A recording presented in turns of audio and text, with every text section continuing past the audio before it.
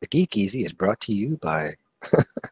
or no, Geek EZ. The Geek EZ is filmed in front of a dead audience. Yeah, I think that's normal. That's not the Halloween version. No, not at all, actually. We actually have comments on our stuff. I just got one today. So it's not like nobody's out there. We just don't have, we're just not huge. We might be in Japan, though. Why would we be huge in Japan? I have no idea. Things are huge.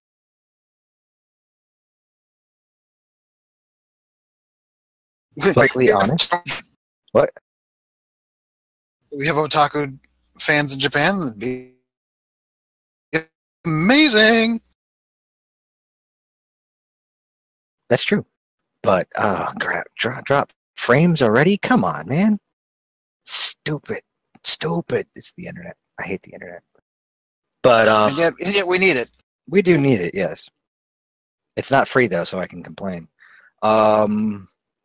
Yeah, not a clue what we're going to talk about today, but we're going to ramble on like we always do. We always find something to talk about. Sure, Wolfie's got something. Nope. Really? Okay, we got a couple movies we can talk about. Complain about Microsoft. There's the plan for Star Wars to have a female. I don't know, some of their directing duties or. Yeah, we'll talk about that because I know a little more. I just read some more stuff on that. So, oh my God, either my internet's really crappy. I mean, I literally, it was the show started. I'm getting red left and right.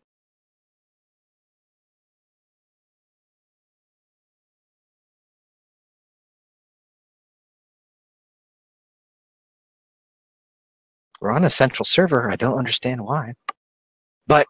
We'll be right back. We'll do that whole legal thing. Well, it's not even legal. We really don't have to do this, but we do it anyway just to let people know that sometimes we say bad things. We'll be right back.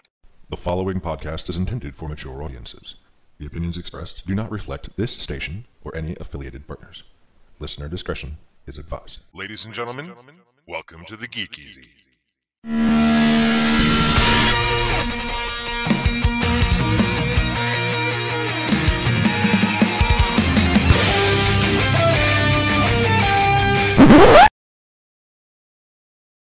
And we're back. Yep, that's it, folks. That's it. Can a man not eat? No. No. A man has to eat. Besides, I thought it was Tuesday. See, I told you. Yep, called it. But here we are, face to face, a couple of silver spoons. What? Exactly. Speaking of Whoa. silver spoons. Oh, hey, Roland. He's less a silver spoon and more a golden corsair. No. I wasn't referring to him. Sure. I think he was referring to the link Firefly shared in the chat. I haven't Oh, looked crap. at that yet. Hold on. Yeah, I haven't even. I'm not talking about that either because I haven't even looked at his link yet. No, me neither. I have a buddy of mine on, let's see, Sunday, I believe. Yeah, I think it was Sunday. We had snow again. For the love of God, why? Because snow and rain, and his gutter fell off on the back of his house. Who did? Quite the surprise in and of itself. So let's see. I think Monday he had insurance come out, take a look. Oh, we'll give you $300. Well, why bother? Really? $300? Yep, $300. Anyway, so he gets some guys to come out there, and they're like, "Oh, sure, we'll do this, we'll do that, we'll get it all fixed up for you." And honestly, we're surprised it stayed up as long as it did. What? Why? Because they used roofing nails to put it up in the first place. Well, that's not going to work. Also, plywood. It's not going to work. No. So they're going to do it right. For those who don't know, a roofing nail is not that long. It's about, what, 1.5 inches long? 1 3/4 long? At least. Broadhead. It's not much. It's not much at all. It's not something you hang a gutter with. No. You use that to hold your shingles down. Yeah. Duh. Yeah. Just did it on the cheap and lazy. Whatever. He's gonna get it fixed. Great.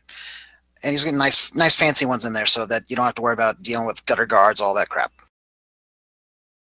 Anyway, yesterday I went over there. These guys are apparently on top of it. They're already getting things going. They'd cut up the old one. They're hauling it away, all that stuff. And one of the things I noticed, though, sitting on patio table, were a couple of silver spoons. I'm looking at that. It's like, where the hell would spoons come from out of this project? Like, for real silver? Well, not... I mean, they're just regular spoons, but... Well, they're probably up in the gutter. Which makes no sense. How did they get there? He doesn't have kids. You'd be amazed what I have found in gutters, boy. Well, funny thing is... Prior owners, maybe? No, because this was all new gutters. Well, new at the time he bought it, anyway. So I go inside, and we're talking for a bit, and he happens to look out the window, and he goes, wait, are those spoons? I'm like, what, you didn't notice that? Like, no, I didn't see those spoons there. So now we're at a loss. It's like, where the hell did they even come from? Crappy neighbors. I don't think those folks really don't care. I mean, it could be, but it's just random. But that your comment about silver spoons is where my mind went with that. Well, that's really funny because, I mean, we all have to realize that I threw a random early 80s sitcom theme song out, and it turned into that. That was from a sitcom? Silver Spoons with Rich Schroeder at the time. Wow, we are having major connection issues on my end. Seems to be holding so far. Yeah, it seems all right, but I'm watching my voice just go down to red, down to red, down to red. Yeah, I had that problem when I came back. Thank you, Microsoft. I should tell you the story on that. Yes, you sure? We talked about it.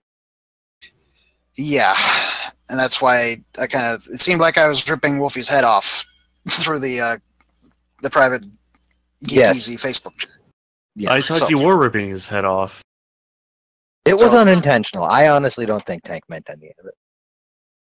I did not. I'm going to admit, I did not handle it as well as I could. Apparently, it really, really got to me, ramped up anxiety, all that good stuff, whatever. Well, good, quote unquote. So, quick rundown. Last Tuesday, update gets pushed out because it was a critical update. So I have to shut down the computer.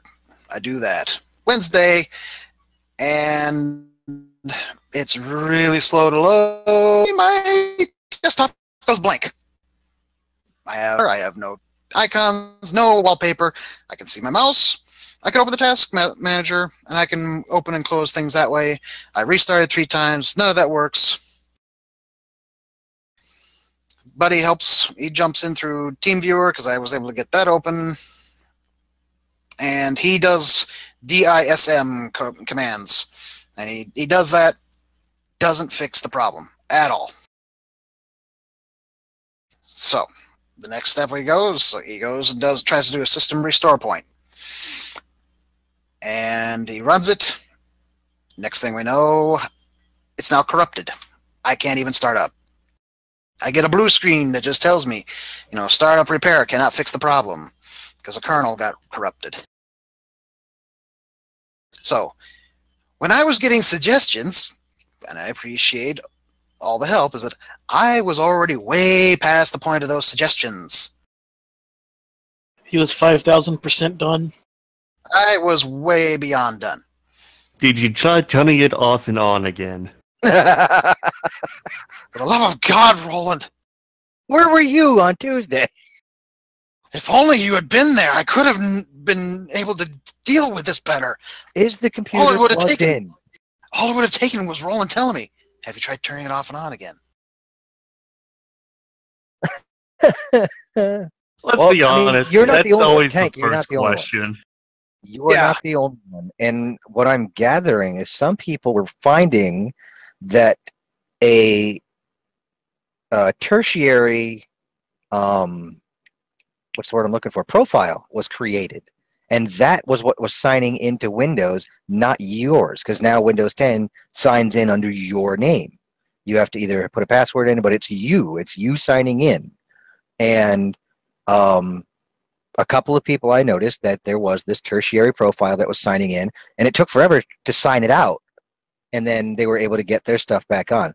You seem to have much more of a major internal problem with it corrupting stuff left and right. So the fact that you couldn't even get a system restore to go back before the update, yeah, that's not right.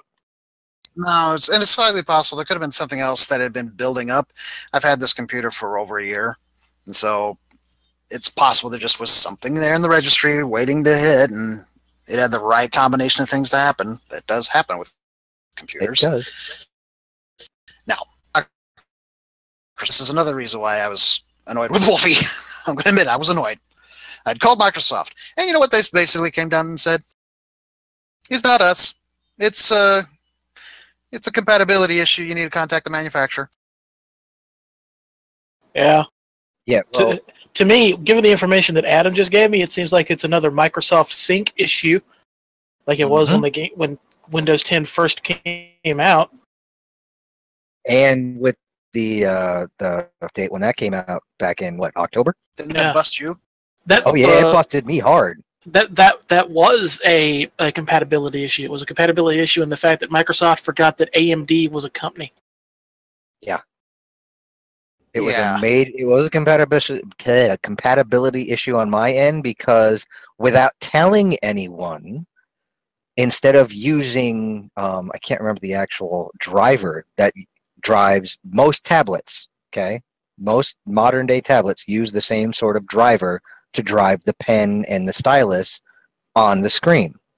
Well, Microsoft decided they were going to go with their ink system instead of the other one, and to bypass it, you had to jump through hoops to get the old drivers to work because mine, and I know Cintiq's won't work on it, and a few others will not work on the ink system, which is specifically proprietized for their new pen system on their computers. Oh, it works fine on the Surface, but we're not using the Surface. Not everybody has a Surface. I mean, there's the Cintiq, there's the Unova, there's a few other new ones that are coming up and popping up. I mean, they're becoming much more popular just in general, not just for artists. I'm seeing other people bring them up, and it's like, yeah. So, but I went through and I've told Microsoft, I've told Windows not to update for 3 days unless it's critical. That's right. You're running the professional version where you can actually set that up. Yes, I am. I have pro version, and I'm running it where I have. Yeah, you can go in if you have the pro version. I think you have to have the pro version, and you can set it. Yeah, and you can tell it to not update the creator updates, and the spring one that either just came through or just whatever. There's a spring one out there too, and I know I did not get that one.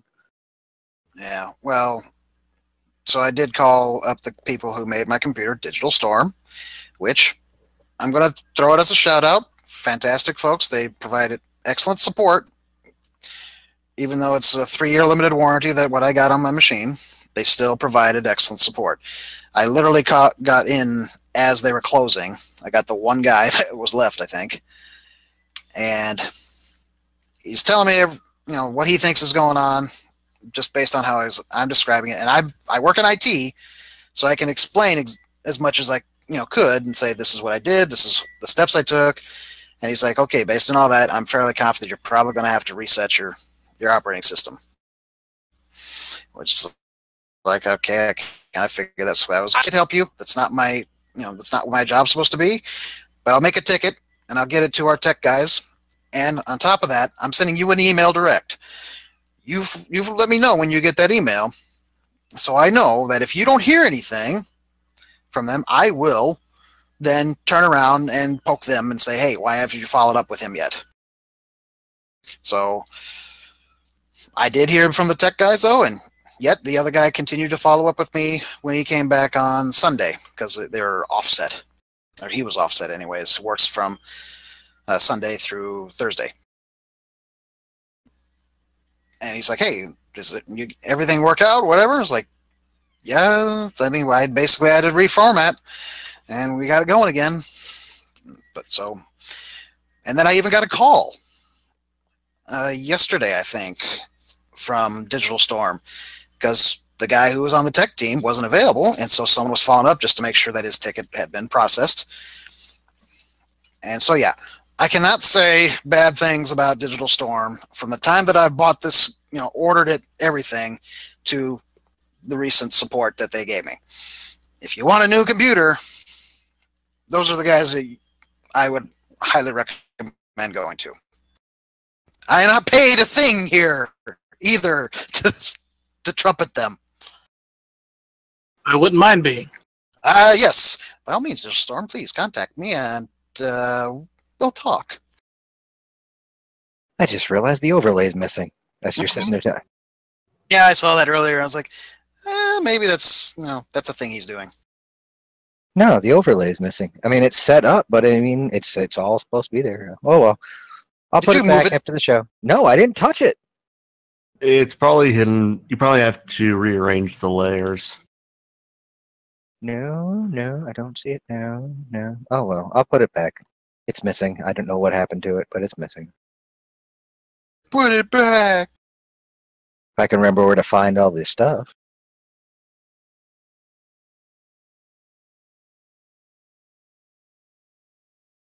I'll also say this much, though. For being down until Saturday, I did get some things done. I had to keep myself occupied somehow, so I watched the rest of the Gargoyle Season 2. I've been meaning to watch that for quite some time. So, a little nostalgia trip. You mean Star Trek: The Next Generation, the animated series? It's actually not The Next Generation.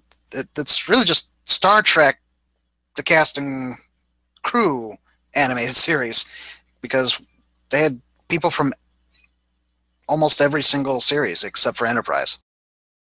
And that's because Enterprise wasn't out yet.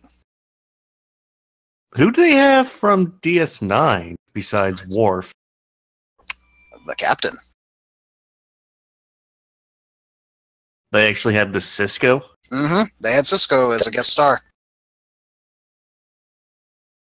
And did we just lose Adam? No, I'm here. You hear me? Okay, you blinked for a second there. I was like, oh. Did he have a problem? How have I never heard about this thing you're talking about? Gargoyles? Oh, yeah. It must have been garbled on my end because I did not hear gargoyles. What'd you think I said? Believe me, it wasn't gargoyles I heard. You heard gargling. Yeah. I think he probably heard you yodeling.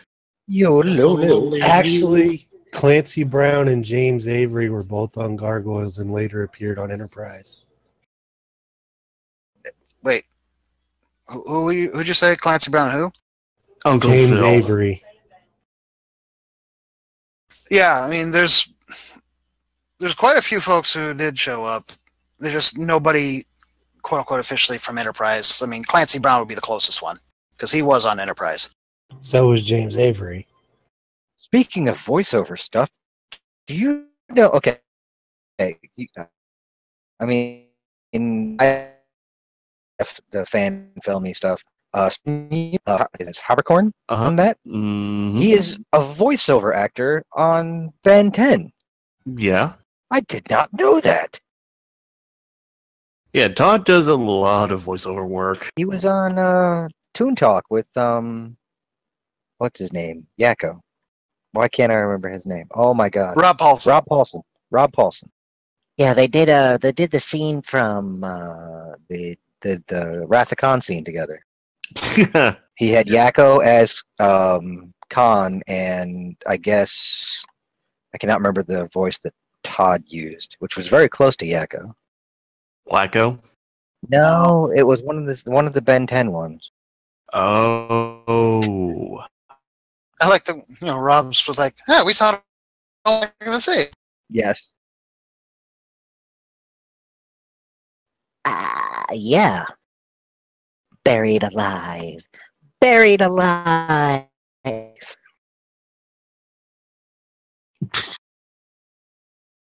you see what he did with Did you see the one with They did The Cinderella. who? No. That was pretty good too. She was playing Tarkin. Oh God. With this fully operational battle station, all of the bunnies and birds will be able to flock together to your doom.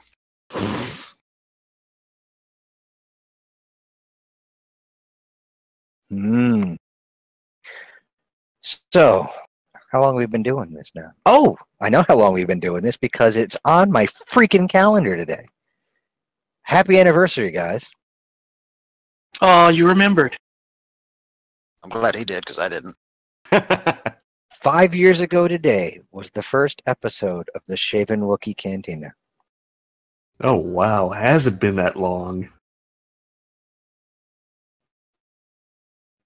We've had Which Firefly, evolved- official, unofficial, permanent guest, I guess. Yes. He is the fly on the wall in the chat room. But yeah, 5 years. 5 years, and we get comments from randos who talk to Alistair's dad, and I You're really famous. I really do want to see those guys show up in the Twitch chat. You know, Rando 1, Rando 2. That'd be amazing. But Did we discuss the Billy Mitchell thing last week? no, because no one really cares. Who? I'm sorry. See? You say Billy Mitchell, my mind immediately went to before World No. War II. No, He's- Billy Mitchell, once viewed as the world's greatest video game player. Oh, the Donkey Kong Donkey guy, right? Kong guy. Yeah. Yeah, who has now been stripped of all his high scores. He says he's got video footage to back that up. To back it up, that's I didn't cheat. But he Even hasn't if he didn't released cheat, yet. even if he didn't cheat, there's still proof that he used emulator. Which, according to emulate the exact stuff. So either way, I'm like, this is the fact that this blew up into what it was all over the geek sites. It blew my mind. I was like, really? Middle-aged man who was good at a video game 20 years ago is now having, or a decade ago is having. I mean, really? Well, actually, he's been good at video games since the mid-'80s. Yes, I know. Does kind of beg the question. It's like, what have you done in the meantime, dude? You've been clinging to that one for quite some time. Thanks, He hot sauce. runs a hot sauce company and has a restaurant. I mean, yeah, he's done things, but having tight. I mean, that'd be like telling me this isn't yours anymore. But And you'd be like, yeah, I know. it's not. I will. I mean, I had to correct a few people about that one with the news that broke earlier this week. Oh, what news? The news that Oh. the Enterprise F will be joining its sister ships in the official Star Trek. What is it? What do they call it? The ships. The models there by Eagle Moss. Ships of the line? Well, yeah, no, That's the calendar. Oh, yeah, right. That's the calendar. But she will be joining Doug Drexler. My God, I can't talk tonight. Doug Drexler's Altair class, Rick Sternbach's original Voyager prototype, and the Bonaventure that was created by, I cannot remember the guy's name. But it is one of those fan favorite ships out there that if you see it, you know exactly what I'm talking about. But yes. And I was wondering when the news was going to break because I've known for quite some time. But yay! Not that long, but long enough. Long enough to make an NDA kind of annoying. Well, we know that they reached the threshold from the petition. Oh, yeah. And it's not just the petition. They were getting asked about it a lot. But, yeah. After all the hate that it got. Yeah, and I get to. I mean, I'm pretty sure Thomas and I will both have little write-ups in the book that goes with it, the magazine, and all that kind of stuff. So, I'm just wondering why they held off so long on the announcement. because they had to finalize it with Cryptic, because I mean I don't want to divulge too much information, but they came to me first, and then I had to steer them that way towards John Van Dyke, because when it came to the actual digital models and the final design, that wasn't me. Which makes sense. Yeah. And I mean it's all good, and that's one thing that I will always. It's not a correction, but it's more I will clarify. When people say, "Oh, it's your enterprise," it's not just mine, and I will never take full credit for the final version of that ship. I was the catalyst. I was the guy who started the ball rolling.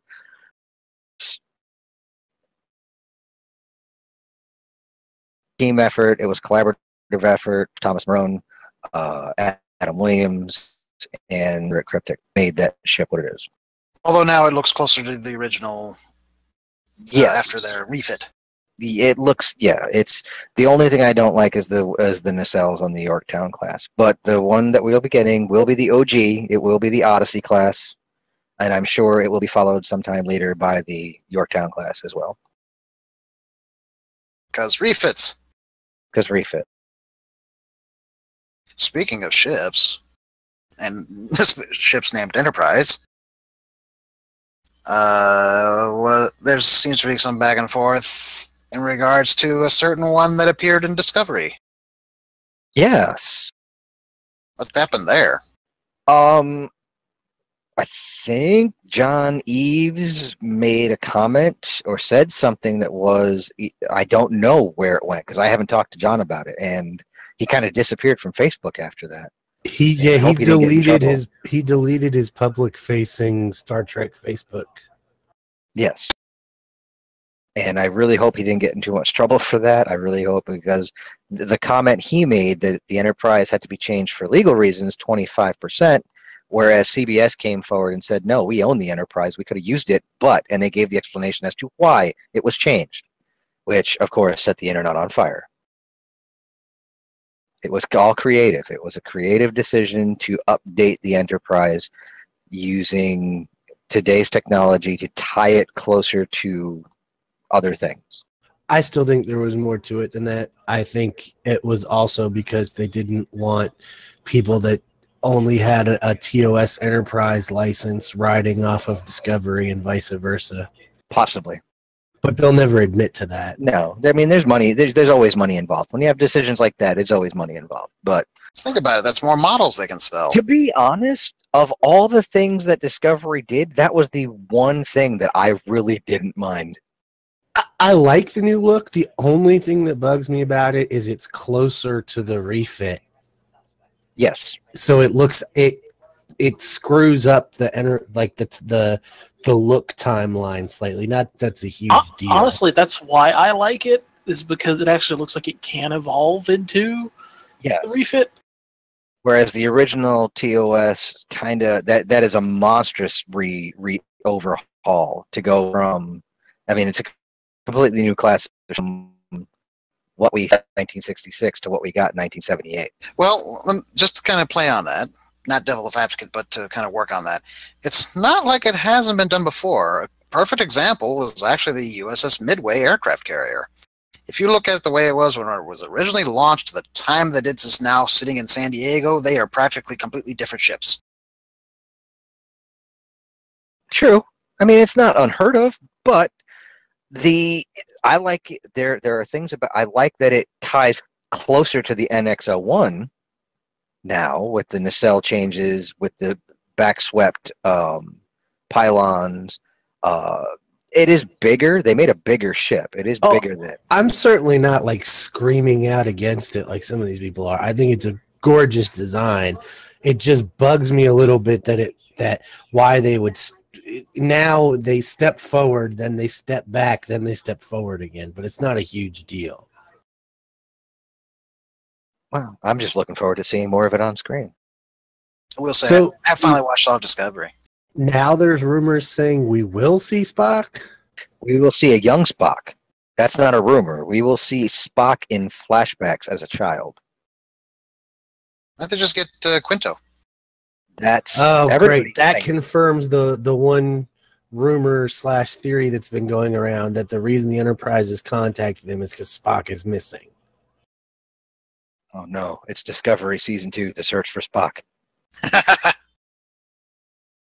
Because why else would you have Well, I mean, I guess you could have flashbacks of Burnham and Sarek remembering him for other reasons, but it seems like the most likely reason would be, they're worried he's dead and they're thinking about important things that happened. That's a possibility. And you know what, though? It gives them the perfect opportunity to bring Zachary Quinto in for the last couple of episodes. Because he really should play Spock in both iterations. I mean, there isn't anybody who looks exactly like even young Leonard Nimoy. No. But Zachary Quinto comes pretty close. Fairly close, I should say. Maybe not pretty close. You know, what's his name? What's that guy that was in Pearl Harbor? Not Ben Affleck, the other one. He's a little old now, but he could probably pull off a young Nimoy. Oh, geez, I'm trying to think. I know what you're talking about, but the name's not coming to mind. Yeah, it's not coming to mind. I mean, I know he dropped out of acting for a while, and he came back. He's doing Josh Hartnett? Yes. They have a similar bone structure. I don't see it. But Quinto, I mean, if they're going to do it, I mean, Quinto would be the perfect cast. I mean, they've already cast him. He already is Spock in one version of Star Trek. And it would be really kind of cool with all the rumblings that Paramount and CBS and all those are all coming back under one roof, that the Star Trek 4 movie finally just ties everything back together and brings it all back to the prime timeline. Yeah, I'd be okay with that. No, No, I would not want to have a Kelvin timeline Enterprise in Prime. No, it would. Yeah, it would. There would have to be a yes. It would have to be the Enterprise. What version of the Enterprise? Well, I don't know. Just the Enterprise. One of the things that's always kind of weirded me out about the Kelvin timeline stuff is the Enterprise is bigger. Most of the technology looks more advanced, but then you go into the engine room and most of that looks less advanced until Into Darkness when they actually go into the core or whatever. Well, a completely new core because they chucked multiple little cores previously. Multiple beer cans. I know that they shot inside, what was it, a brewery or something? Yes. Yeah, it was the Anheuser-Busch one in St. Louis, I want to say. I just found that an interesting contrast, that the outside and the bridge are so much more advanced looking, and then engineering really wasn't. Very industrial. Well, I don't know. To be fair, at the time, all ships from when the Narada made an appearance were basically ground built. Which, again, makes absolutely no sense, but whatever. None whatsoever. If you look at even, I wouldn't say modern ships, but ships within the past 30 to 40 years, you go on the bridge of a battleship or a cruiser or a submarine, and they're fairly modern looking, computers and things and stuff and whatnot all over the place. And then you go to the engine room and it's all pipes and stuff. Oh, I understand that, but the original, the TOS Enterprise and, the D and everything, they share a design aesthetic that goes through the whole ship. Mm-hmm. It's true. And, they fleshed some of that in the Kelvinverse, and it's a different take, and I understand that. I said it was something that just bugs me. It's not like, and again, I'm not agree. like screaming about it. It's just something I notice. Yeah, I agree with you that way, that it was a kind of a, I don't know if it was cop-out. It wasn't a cop-out, but when Roddenberry's whole deal of the future was that it was the future, that things changed, that technology got to the point where it didn't need to be all there. You didn't have to see everything for it to work. And they kind of Yet apparently they forgot what fuses are. Yeah. And seatbelts. Seatbelts, fuses. They didn't need seatbelts. Every time something hits the ship, everything shorts out. Why is it all direct line? Vacuum tubes. What's that one meme where it's Kirk and Spock staring into the computer? This is because computers made of cardboard or something. Yeah, it's made of cardboard and Wine. But think, I mean, I will not I mean, we were talking about this before the show. The amount of toxicity that people are having towards visual aspects of a show, and it doesn't look like what I remember. It doesn't The Star Wars. toxicity in general. But yeah, and it's like, but the biggest two right now are Star Wars and Star Trek. I'm not going to count in the DC versus Marvel people because that's just hilarious. But I mean, it is a vocal minority because both Discovery and The Last Jedi made serious money, had monstrous views, but there's a very vocal minority of naysayers that have a very "who moved my cheese" moment with this kind of stuff because it's not what I remember. And I do, and but it makes more sense now when I hear the reasons for Discovery's changes, when I hear the reasons for Star Wars' changes, is that if you stay in one place too long, it grows stale and stagnant.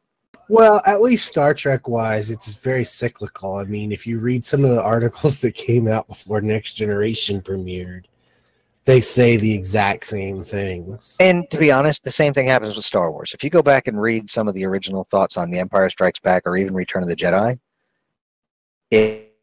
people were very unhappy with things. The Ewoks and Darth Vader's the lie, and was it a lie? Was it the truth? How could you do this? Well, what I always find interesting is people that were kids when Return of the Jedi came out. Many of them say, well, Return used to be my favorite, but now it's Empire. Because Return did capture kids in a way. True, and it was much more kid-friendly. Yes. I still like Return more than Empire. No, Empire will always, to me, Empire's the much better movie to me. I mean, I can understand having an opinion on it, but to me, it's the much better movie. And I will not begrudge you for liking Jedi. But when it comes in terms of feeling, there's a feeling of realism for some reason in Empire that the other two don't have. Because they had the balls that ended on a down note. Maybe. It wasn't quite down. It was sideways. Sort of pear-shaped.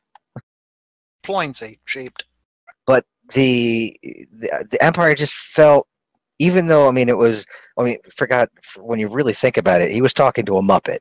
But even then, there was something tangible about it that was different than Empire, or than Star Wars, than A New Hope. Sorry, I'll call it A New Hope, and Jedi. And while they're all three, in my opinion, great films, the Empire is the one that stands head and shoulders above the other two. And as I get older, the more I watch I mean, episode 2, still really hard to sit through. But 1 and 3, I can make through those films. I mean, 3 especially. I have no problem with 3. 2 was admittedly rough, but... Yeah, 2 was just all kinds of like, what? But I always have to turn off 3 before he frees himself from the table at the end. No! It's not that. Is letting Hayden be in the suit. It just looks wrong. What are you talking about? Hayden Christensen was in that suit. Yeah, I know. But I don't see how it looks wrong. He's too small. The dimensions of the suit are just off, just slightly, and it's, if you watch for it, it's obvious. I loved that they retconned that in the comic books and let you know why his suit was different. Because he hadn't tricked it out yet. Yeah, because it was a different suit. The suit we see in episode is not the same suit he wrote for. I get that. I'm just saying the dimensions and everything just look slightly off, at least to me. It did. No, it did. Because, I mean, no matter how you put it, I mean, Hayden Christensen, I think, is what, like 6'2", 6'1", maybe not even that tall. And you had David Prowse, who was almost 7 feet tall in that thing. So, I mean, there's a huge difference there. And Prowse was a bodybuilder. Hayden Christensen is not.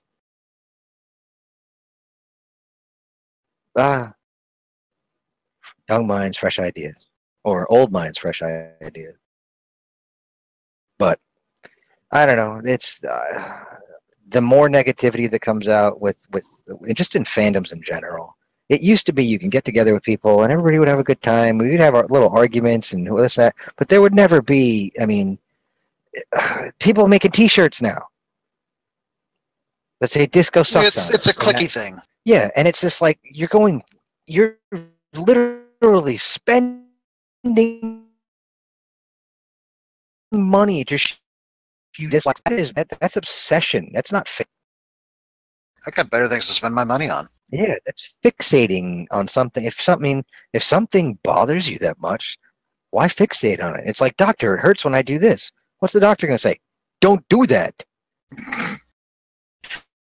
I think we should just come up with a shirt that shows like the Vulcan hand salute, says with the captions "May the Force be with you," and various other sci-fi things. Let's just totally blow all of their minds. Yeah, may the Force be with you, Harry. Here's your brown coat. Matter of fact, even do the Vulcan salute slightly wrong. Yeah. May the Force be with you, Harry. You are a leaf on the wind.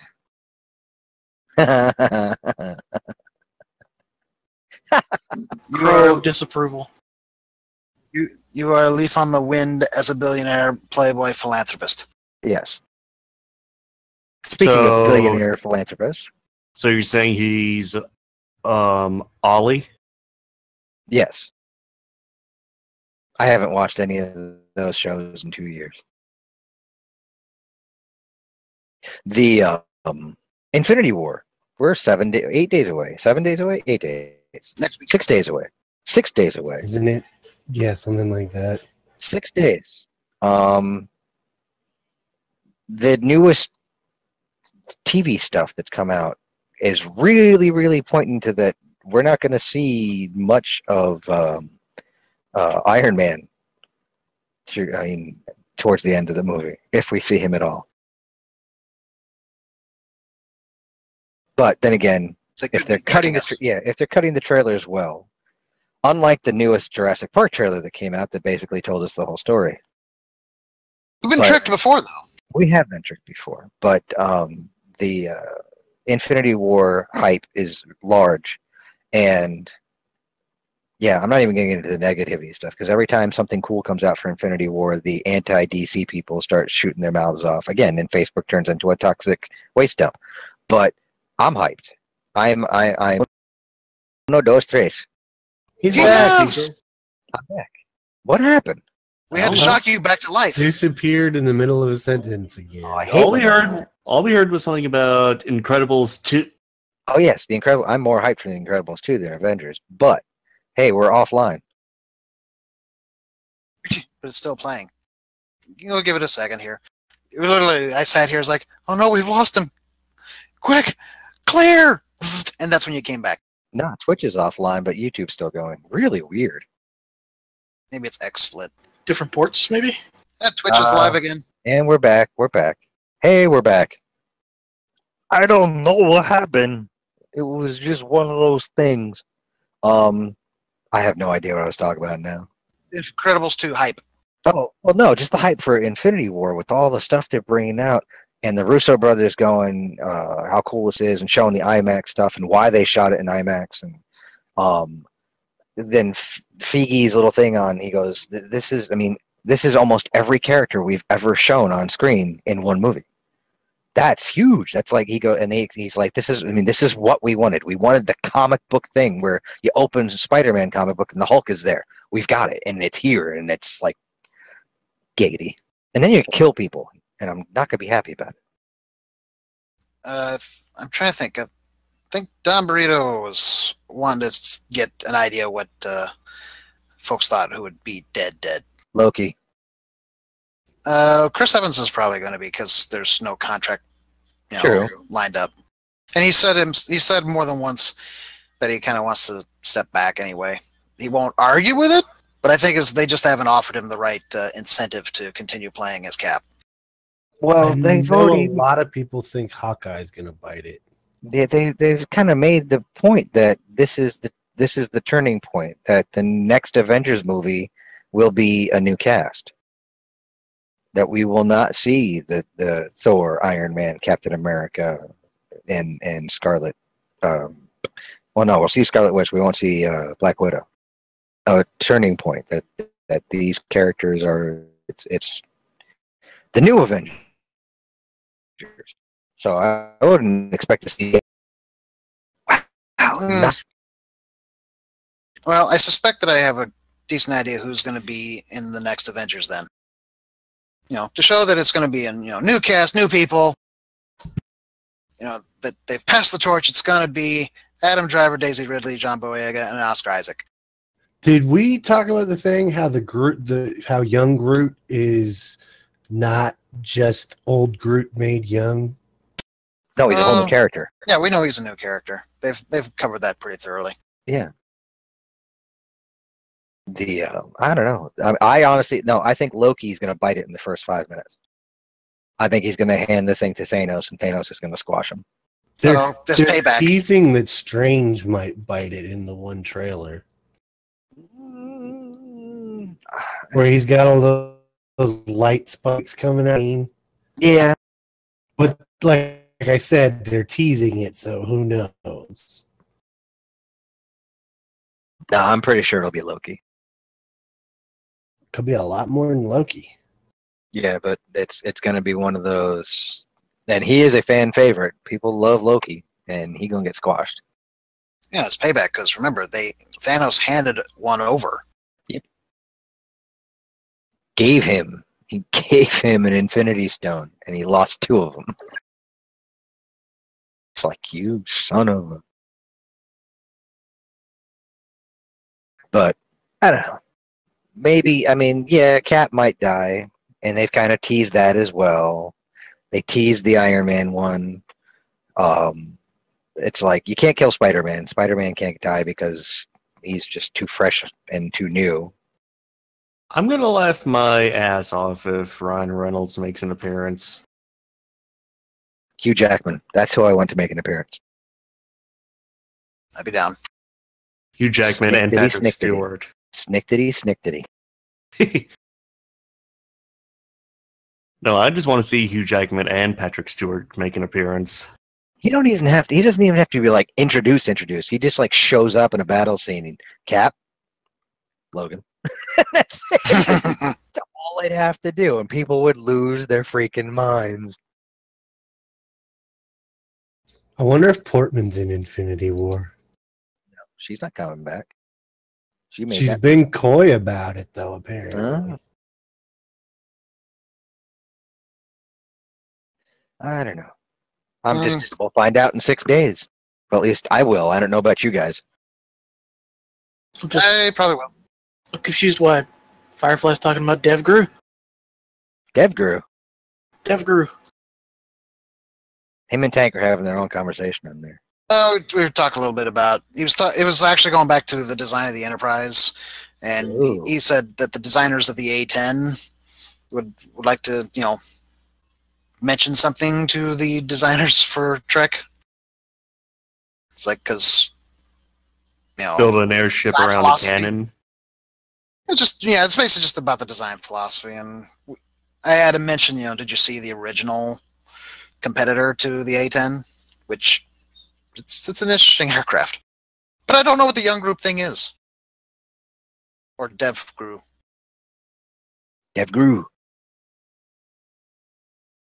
Explain it.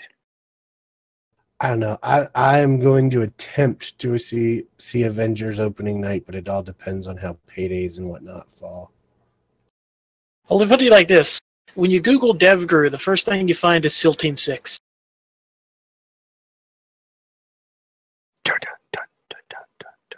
Oh, wait, nobody said Terminator or computer. Sorry. Slightly different. And other news that has been shaking the foundations of social media for the past, 2 days now since it was announced. And everybody's on it. Every geeky website, they're all jumping all over it, knowing that it's going to raise the ire of people and it's going to get them clicks and stuff like that. I guess J.J. Abrams announced who his second unit director is going to be. And it's a woman. I don't remember her name. And then people are losing their minds.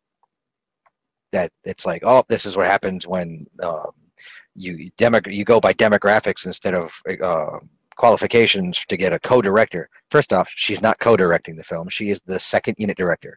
Her responsibilities, a second unit and a third unit director's responsibilities on a film are to go out with a small crew and grab establishing shots, close-up shots of props, interactions with props that take close-ups that don't have to actually have the original actors doing it, leaving the director to direct the large part of the film and not have to worry about the minutia that fills in the gaps of his film.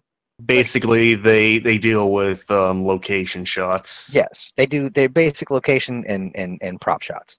Wait, could you explain this again? I lost it. Oh, okay, sorry. She's second unit director. I'm sorry, you still lost me. Never mind. I was wondering how long it was going to take. The biggest one, now, the biggest thing is that they are making a big stink that it is a woman. Not that there haven't been women directors out there before. Patty Jenkins directed Wonder Woman, and she did an incredible job with that movie, and I'm glad she's doing the second one. The biggest one is that, yes, there was the push by Kathleen Kennedy to make the comment that there will be more women directors, and I think that's great. I think that it should be an equal standing, and everybody should have a shot if they are qualified as a director and they have the chops as a director to direct a movie. Not just grab any female director that's out there that just because she maybe had one good movie or something and throw them in there. And I think one of the best comments to the whole "and it's a woman" thing was someone put out there, it goes, as long as she's qualified, I'm all for it. But if it's just that she's going to be a woman, I have to ask, is she directing the film with her uterus? And that made me giggle to the point, and then all of a sudden it just that incited a certain group of people, and the comments after that were very anti-man. But it was, I mean, he made it perfect. As long as she's qualified for the job, that's awesome. It's like, just make sure that we're not doing this just to fill a quota. Get people that can tell a story on screen. I have no problem. They could literally be purple with like things growing out of their head. I don't care as long as the story's good and they can tell it good. That's always the trick. Yeah, because we really don't care. I'm still curious as to why they got rid of Colin Trevorrow. I want to know what happened between Colin Trevorrow and Kathleen Kennedy that got him canned off of episode 9 so early in the game.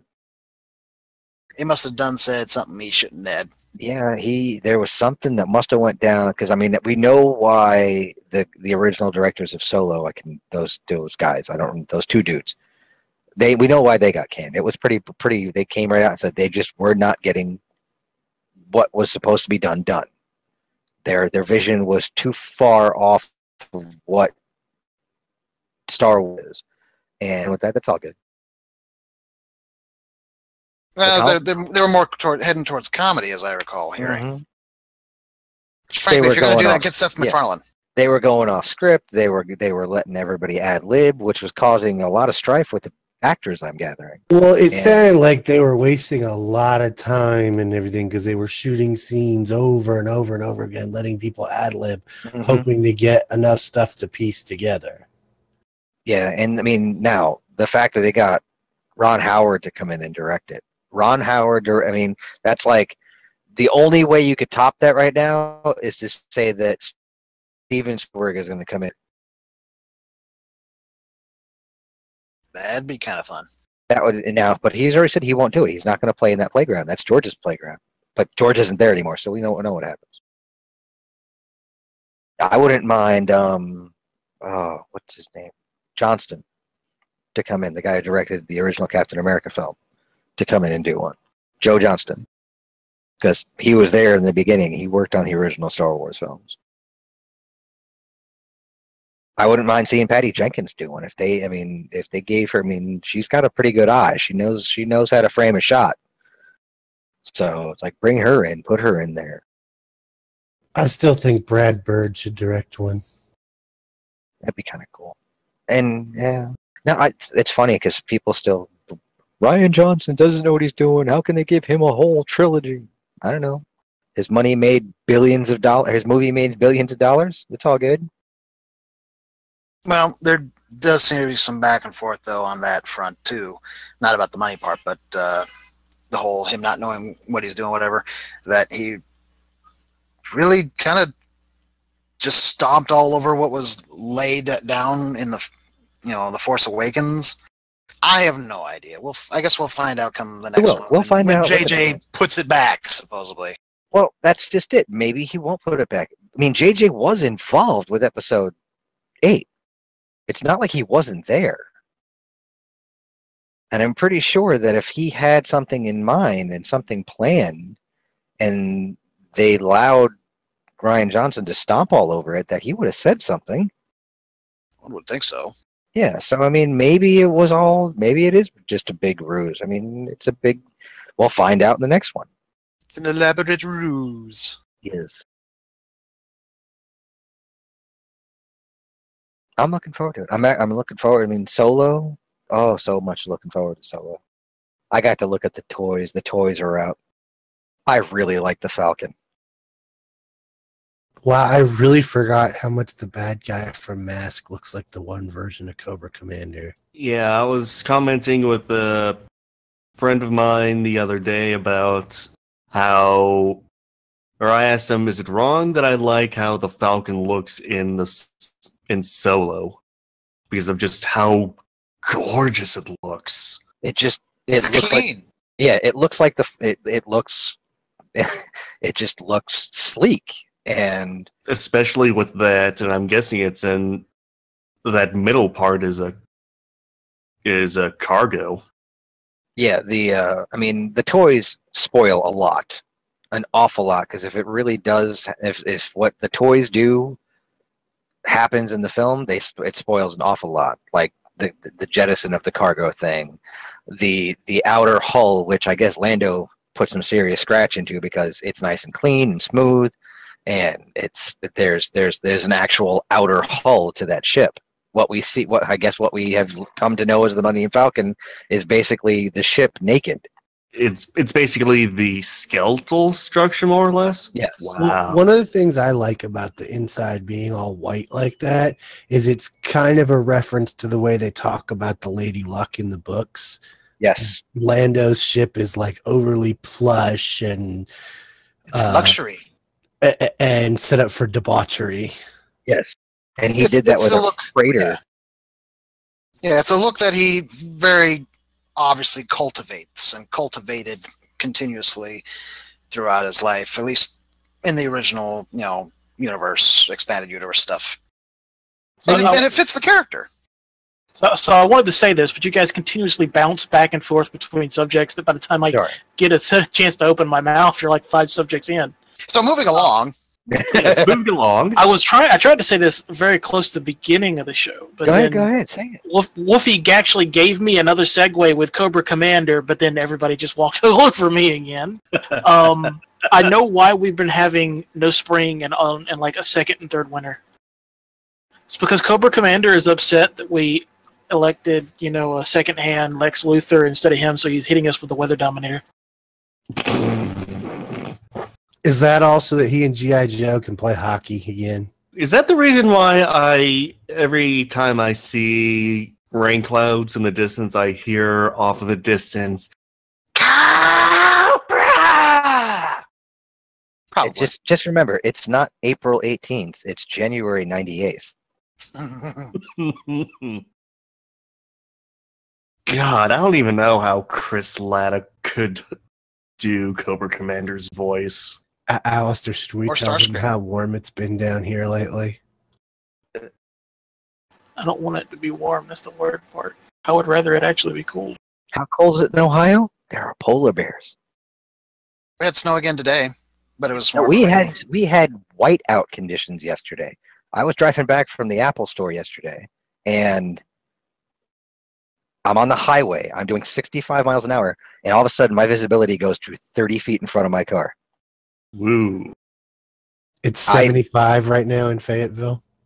Shut your hole. We do have the disclaimer active, right? Yes. Yes. Okay. Yeah, Wolfie, shut your whore mouth. If it makes you feel any better, tomorrow's low is supposed to be 41. No, that actually doesn't make us feel any better. No, Because that's that our would be our high. high. Supposed to snow tonight here. Because it's coming from here. We're going to be hitting 50s, so yay. Yeah, we're gonna have one of those years where it goes right from winter to summer, and we're not gonna see a spring. Oh yeah, it looks like I it's love snowing right now in Chicago. Chicago, Chicago. I love spring when we actually have it. That's not snow. That's just all the bullets falling out of the sky. Sorry. Wait, you don't have that? No. According to weather.com, they have an article. I haven't clicked it yet, but it says over 1,000 sharks mysteriously gather off East Coast. So y'all might not be wrong about Cobra Commander. Cobra. It depends. Do the they sharks have lasers? Cobra Gotta have Commander. Whoa. Commander. Okay, 1,000 is understating it. It's 1,400. Do they have lasers attached? All I ask is for sharks with freaking laser beam. You know, I have one simple request, and that is to have sharks with freaking laser beams attached to their heads. That's the best. I used to do his voice much better. You went like Swedish or something at the end there. I know. I used to. Bork to bork fair- bork. Well, to be fair, Dr. Evil was raised by Swedish. Don't do the Swedish chef, because you know what? I am just waiting for someone to cultural appropriation with that one. Bork. He is fairly offensive. But you're actually going to get any Swedes to say, we don't actually go bork, bork, bork. Bork, bork. We go bjork. Have you ever seen the old coffee commercials with Proto Kermit where he's like trying to Evil? kill the other puppets and stuff? Yes. Yeah, he was a bastard back then. Well, that was the whole point of the Muppets in general, is the fact that they could do things that you can't do with people. True. Yeah, that's why they have a guy that blows everything up. I hear the new film is Dynamite. Boom. So apparently Rick and Morty appeared in the background or something on My Little Pony as ponies. Yes. Yes, they did. And the Rick and Morty fans are like throwing a hissy fit about it. They need to get over it. Rick and the 7 out there, those really verbal ones on Twitter that caused all the issues with the Rick and Morty stuff before. It's a nice little nod. Get over it, people. Yeah, I think it's hilarious. Just I think like it's Dr. great. Hooves that appeared in the background. Because you know what'll Awesome. happen. They'll show up in a Rick and Morty episode and be like, Rick, that was really weird. Yeah, it's okay. You get over it. Just make sure you don't, crap all over your hoofs. You're forgetting the occasional drunken belch. Yeah. They don't do that as much anymore. Probably No. the next time we're on the Citadel following Evil Morty, who's now president or whatever, we'll see them in the background. The problem is the whether or not we get another season of Rick and Morty is still up in the air. Cartoon Network hasn't said yes. The Dan Harmon is kind of just ambivalent about everything from what I'm gathering. It was like, really? You have a hit show. I mean, there is merchandise out the yazoo. I mean, Well, I was yeah, in but FYE. apparently it's a really hard show to create. I can imagine that writing that is not easy. And the other thing is that Harmon is like really pissed off at some of the more hardcore fans. People are idiots. Yes. My buddy and I were talking. We went to Hardy's Saturday, I think. Saturday or Hardee's? Sunday, What is yeah. this Hardee's you speak of? Moving along. And Carl we actually- Jr. Hardy's. Anyway, Hardee's. we made a joke about that, like something about the fact, Rick's like, you got the Pickle Rick thing. Yes. Well, he found an image where somebody had made Rick into a Saiyan. Hey, look, Morty! I've turned myself into a Saiyan. I'm Kaka Rick. And so we ran with that. Check it out, Morty. I've got a whole new form. Is this your final form? Oh no, it's not my last one. Which Wait a minute, if this isn't your final form, what is? And it's going to take us a few hundred episodes to get to that one. They're not wrong. 9 more seasons, Morty. 9 more seasons. Szechuan sauce. I just need the Szechuan sauce. And honestly, I'm not entirely certain if this is the final form. Now, Keeps on going up. what is funny is McDonald's will have a reason to release the Szechuan sauce because they are doing a live-action Mulan film, which I guess Disney thinks that remaking all of their animated films in live action is a good thing. Well, they've been doing that longer than people remember. I mean, don't forget they did 101 Dalmatians years ago. And I don't think I've ever seen it, and I didn't want to see it because I was like, and I've seen now I will say the Jungle Book one. It has Hugh Laurie and the guy that played the dad for the Weasleys. The Beauty and the Beast, my daughter said to me, and I've said it before, she liked the cartoon better. But Jungle Book was good. Maleficent, it wasn't. It was an But now the Jungle Book was actually really well done. Now, I don't think any of us saw Cinderella, did we? I saw, and you know what? Cinderella was good because it didn't rehash the film. Wait. It was its own story using elements from the animated cartoon. Whereas Tim Beauty and the Beast Burton- was just a retelling. Tim Burton is doing the Dumbo adaptation. Well, that should be interesting. Well, he is a Disney alumni, really. Dumbo.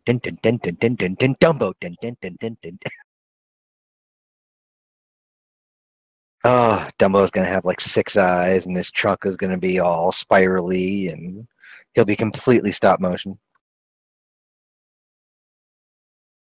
And we'll have a This Is Halloween. Yeah, I don't understand the reasoning for doing the Lion King in live action, quote unquote, because there are no live action animals involved.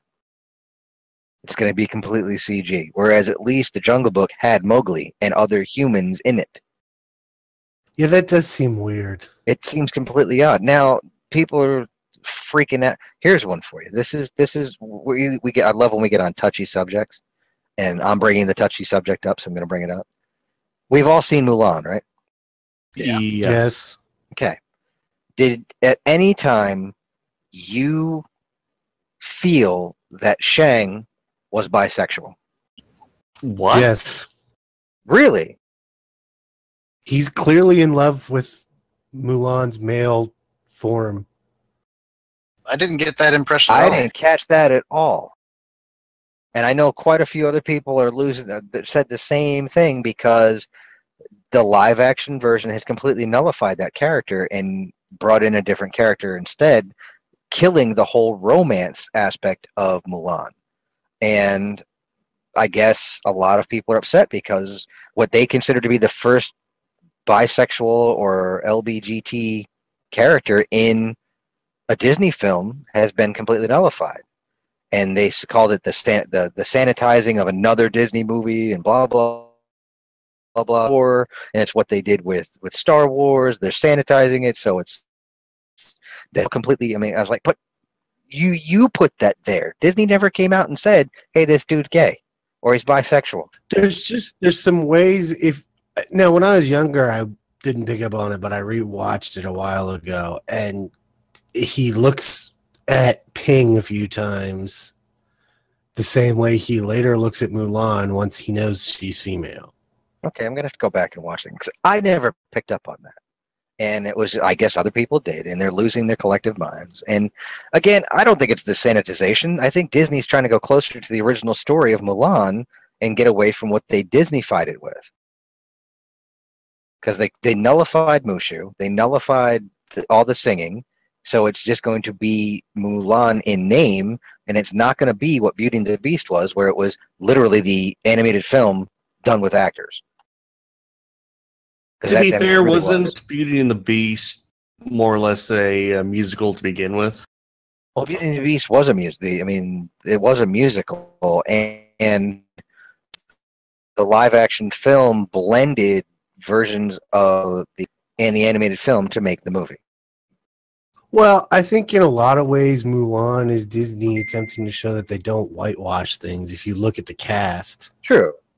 I mean, Donnie Yen, Jet Li. You can do no wrong with those two actors in it. Well, actually, here's my question: with since Donnie Yen's going to be in it, are I am one with Mulan. Mulan was with me. yes, are we going to get a variation of the "I'm one with the Force, the Force is with me"? I don't know how. Considering the time period that it's set in, I am one with Buddha. No. Just Well, do we no. know who Donnie Yen is going to be? No. I don't think they've released anything of the cast as who's playing who just yet. So he could be Mushu. No, Mushu's not in it. Oh, he's been next. The cricket, the horse, they're all next. It will not have any of those aspects in it. I think it'd be a fun war film, actually. So, in other words, they're making a serious movie. They're making a serious movie, and what's really funny is it's not the first time that Mulan's been put on screen. There is a Chinese film called Mulan that is a serious war movie. Yeah, Fa Mulan. And it is a serious war movie, and it was a serious war topic. I mean, the Hun or the Mongols were attacking, and she took the place of her dad. She got down to business. Lots of adaptations of Mulan. Totally threw that pun out there. No one caught it. I missed it. Oh no, I caught it. I just wasn't going to say anything. Okay. Just remember, they're free. Well, speaking of warrior women, yes, it's one of the other things I've been doing of late. Please clarify, because Yes. Well, he has the thought of survived. you running around in a metal bikini is kind of freaking me out. No, Actually, no, he has survived attempted death by Snoo Snoo. Yeah, no. I've been working on miniatures, Yes. and the one that I've done that's actually finished now is a female dwarf riding a bear, and I successfully managed to give her a gun. She doesn't have a dropping beard. photos now. Yes. Okay, good. But we got a cool effect when you disappeared. It's a Reaper miniature. They can do whatever they want. And I'm more surprised I managed to successfully mod a 40K Space Marine bolt pistol onto her hand.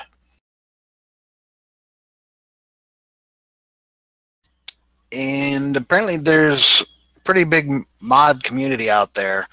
There's a few websites that I found where you could buy like torsos and legs, so you can modify your 40K miniatures to have different poses, things like that. So it's kind of a neat aspect that I've been getting into a bit more.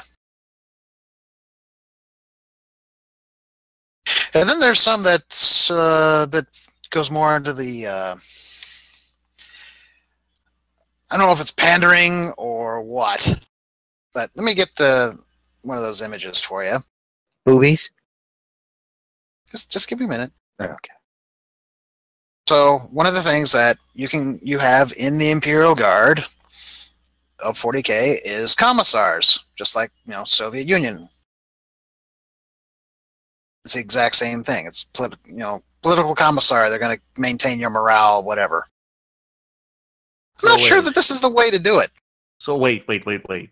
Tank, Yes. are you saying there are commissars in town? Yes. Uh-huh. And I just dropped it in the cantina. That's one example. On the one hand, the miniature is a fantastic look miniature. On the other,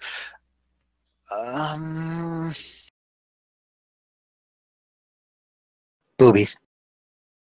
I guess that's one way to maintain morale. Though I'll admit that the one I'm about to link to is probably my favorite of them. I'm dropping these links on the YouTube chat as well. Yeah, that one that I just dropped. I'm thinking I might get that one and use that as my Imperial Guard Army's commander. This is a woman who's seen some serious shit. Commerce's in town. Oh, oh. Now you got that stuck in my head. Thanks, Roland. Don't turn around. Oh, oh. And just for that, the YouTube stream just got kicked offline. No, he's saying it himself. It's a cover. She needs a pair of trunks. What now? She needs a pair of trunks. Wait, Oh. which one? Red ones, just like Superman got back. I'm not following. It was Wait, a she segue. needs to hang out with old Trunks and young Trunks? No, trunks. I was segueing. To the fact that That Superman's got his trunks back. Superman 1000 just dropped today. Yes. It's a big book. It's $8. It's a big book. It's a landmark issue, they specifically state. 80 years. It's the only one that's reached 1,000. 80 years. That is a long time for a character to exist.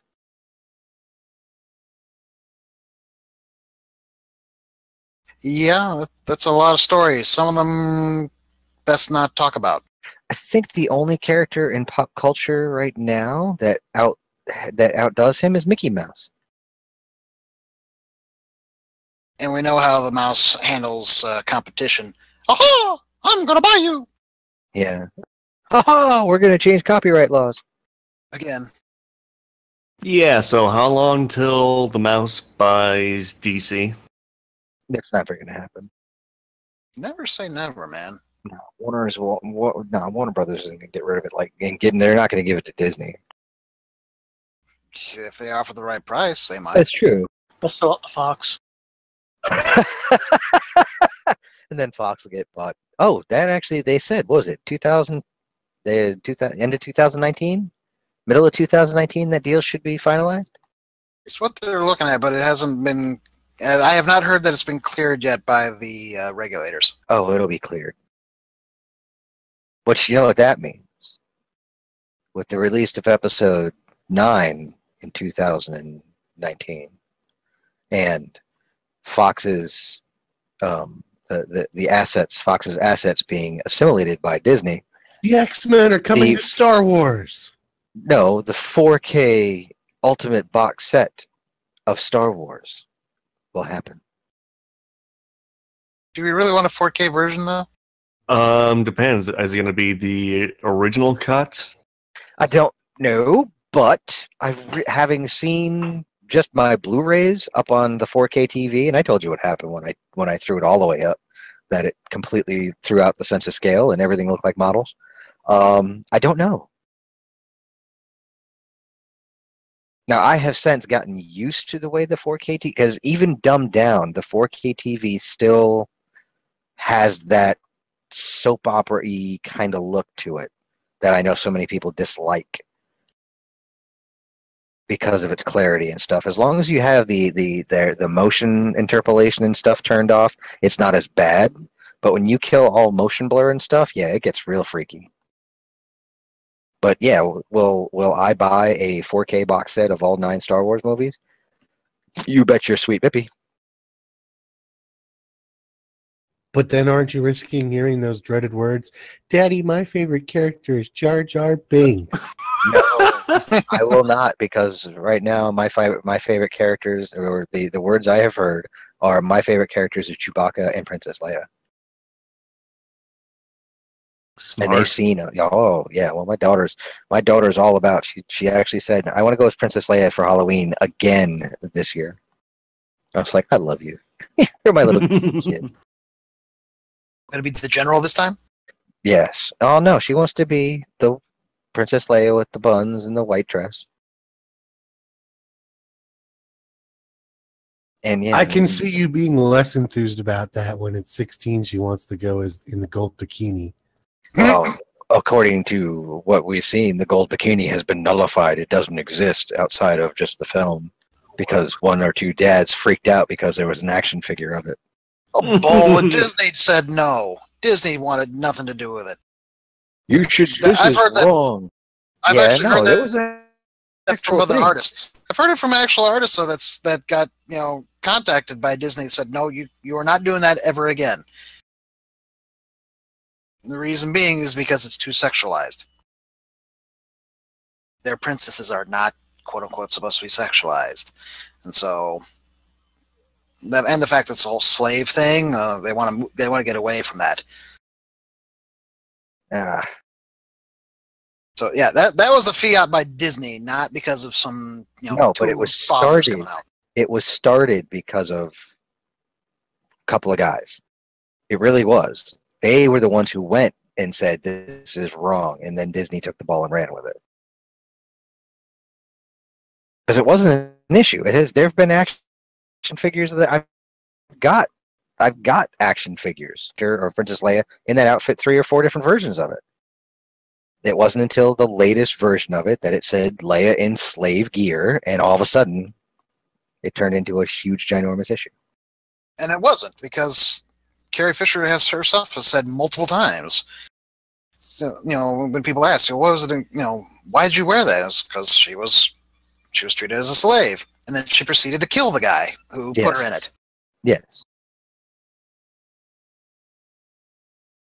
She never had any problem with it whatsoever. Nope. Well, besides wearing it. Yeah, besides wearing it. Well, yeah, she said it didn't bend at all. She couldn't move. She said if she moved, everybody saw everything.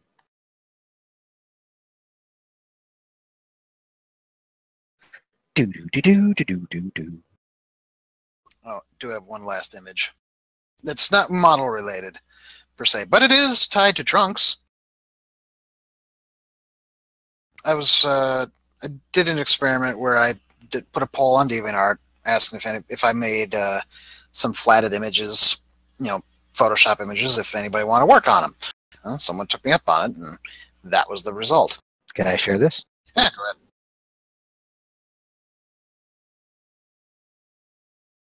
It actually was pretty well done. I can't do cell shading at all. I've tried. It's just terrible. And they did a pretty good job with it, I think.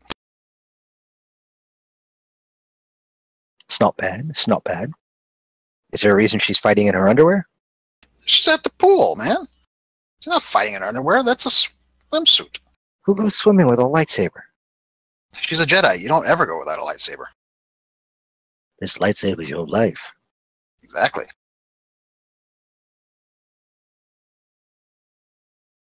Because there's always that possibility something might happen. Obi-Wan movie. We need an Obi-Wan movie. Yeah, I don't know about need. Need's a strong word. Want an Obi-Wan movie. There's a lot of things that we want, and I just want to see Ewan McGregor in that role again. I want him to see I want to see him do the transition Obi-Wan. I want to see him playing the older Obi-Wan as an older guy a little bit now. It's been 10 years or so. I want him to play that character. Hello. Oh, hello there. Just go watch the Pooh movie and pretend he's Obi-Wan. Didn't you have a beard in that? No. I was under the impression that he did. Maybe I was thinking something else. Because I thought someone reported that he'd been seen actually growing a beard out again. Well, we should be hearing some news on the Disney front of the third and last of the anthology films. Because they said they're going to steer away from those. Did they not? That Rogue One, Solo, and then there was the untitled one as of yet. But with Solo coming out in a month, I'm pretty sure we'll be hearing news sometime within the month, 2 months, of what that film will be. Oh, Tank, what you're talking about is he showed up at the Golden Globes in January with a beard. And everybody said, oh, that means he's playing Obi-Wan again. Well, it was the Obi-Wan beard. Maybe he just likes having a beard.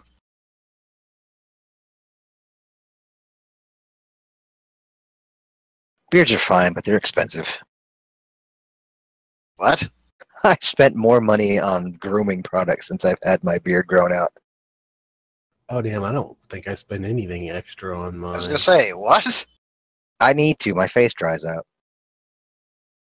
I have to beard oil my face, or else I get dry. But that's just me. I mean, I know other people get the same thing, but I actually thought about it. Maybe it's the reason why winter hasn't ended is because I still have my beard and I haven't shaved it down to the goatee again. My wife laughed. She goes, "So are you gonna shave?" I was like, "Hell no, I like my beard." I think she was suggesting that she doesn't. No, she actually does. She No, doesn't. Like she me. just She wants doesn't. spring to come and stay. She doesn't. She doesn't like me clean shaven. She thinks I look too young. I have a baby face. You're the guy where people have taken pictures of where they had a big beard and then they shave and they replace it with a kid's face. Mm-hmm. She says she just feels awkward kissing me without facial hair. So the reverse insurrection moment.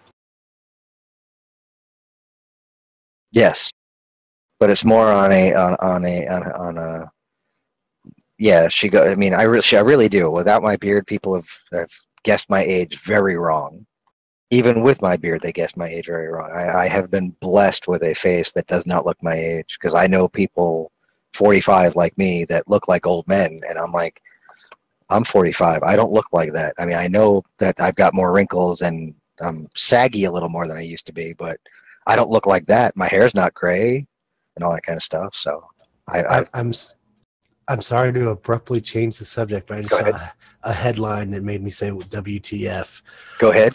Apparently, DC's Injustice comic is going to cross over with He-Man. Uh-huh. He-Man. Dun, dun, dun, dun, dun. What? I read the Injustice book. How are they going to cross that over with He-Man? From what I don't know. From what I'd heard, it's basically Batman is multiverse hopping, looking for allies. Okay. Because I mean, they just in the Trinity books, they just crossed over with the Warlord, which was the He-Man, DC's He-Man, whatever. Well, Kind of. I know He-Man's crossed over with Superman before, Yes. like in the 80s, Yes. and he has a giraffe neck on the cover of the comic. He-Man. He-Man. Such a product of the 80s. Love it to death, but He-Man. It's definitely And a the product of its time. masters of the universe. I have the power. I am Dolph Lundgren.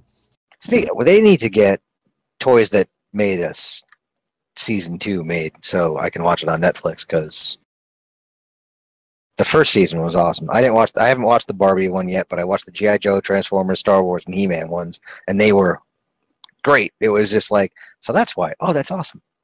The Star Wars one and the He-Man one are awesome. Didn't you watch a certain TV series you should give us a review of recently? I completely forgot. That's really sad. That no reflection on the show itself, in my opinion. It just slipped my mind. I should do that. Netflix. Speaking of Netflix, Lost in Space has premiered on the 13th, and I did not binge watch it, but I've watched all 10 episodes of it.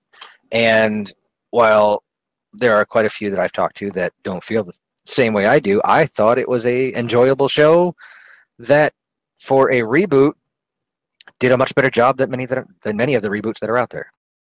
You mean it's better than the one from what was it, 96, I want to say? Oh, yeah, it blows the movie out of the water. Yeah, because I saw that was available, but it's like, I should watch that. Haven't gotten around to watching it. So you're saying it's pretty good? It's decent. It drags a little. It definitely changes. What show doesn't? It's true. It drags in the center, and there are some times where it's just like, really, there are a whole lot of those. Really, I mean, there's a lot of Murphy's Law going on, a lot of Murphy's Law going on in the show, where it's like you're put in a situation where if the worst thing happens, it's bad for you, and the worst thing happens. So, but again, the show's called Lost in Space, and the visuals on it are incredible. Netflix must have dropped a monstrous amount of money on this show. It's pretty well written. The cast is definitely believable, not only in visual looks that they could be related, but in just they're just really well done.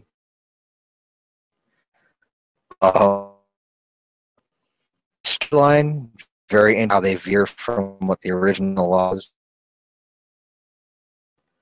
The season of the original show back in the 60s. So it wasn't too bad. Going back to what we touched on earlier about Disney and live action films, more specifically, Maleficent. Yes. Meh. So apparently, Ajax is going to be in the sequel. Oh, So so wait, that guy who didn't need to be there? I stand corrected. Francis. The bad guy from Deadpool that was probably the most one-dimensional bad guy ever put in a comic book movie. Mm-hmm. Yep, that Ryan one. Reynolds could have been acting against a piece of wood and it would have had more emotion. Reynolds was acting against a piece of wood. Woof. Okay, how do you play a villain in a movie about a villain? Who actually wasn't really a villain. That's the problem. Maleficent was probably Disney's best villain. Because she was evil incarnate, and they turned her into this sympathetic, high cheekbone, winged creature that made no sense. And they turned King Philip into the bad guy. To be fair, he kind of was. True. Always 2 points of view. Yes. Well, from a historical standpoint, when he basically did not invite her, that was some huge insult, and she was trying to essentially turn the other cheek. Would you And then invite the devil to your daughter's coronation? No, I'm not saying that at all. I'm just saying that from a historical perspective, from a character that is not actually immortal, evil, blah, blah, blah. Is not evil incarnate yet. Not inviting them to show up is a huge slap in the face. It's very discourteous, very disrespectful, and she had every right to actually show up and demand some satisfaction. And instead, she didn't. Until, he went and, threw salt in that wound. Again, I don't disagree entirely with what he was doing, but still, I can see why. The way they reacted to her entrance and the way the fairies reacted to Maleficent showing up, and she was already known to be not the nicest of people. It was not like it was all, oh, she's just somebody we didn't want there. No, she was a known evil person who was not invited because she was evil. And then, she came in and she was even more evil. And at the end of the movie, calls up all the powers of hell to help her. She's the only Disney only Disney witch to actually do that. No, like I said, I'm not saying she is not true evil, because she was. It's just at the beginning of that film, she had some legitimate grievance. But after that, it escalated a lot. It's like, you pissed me off, so I'm going to kill your kid.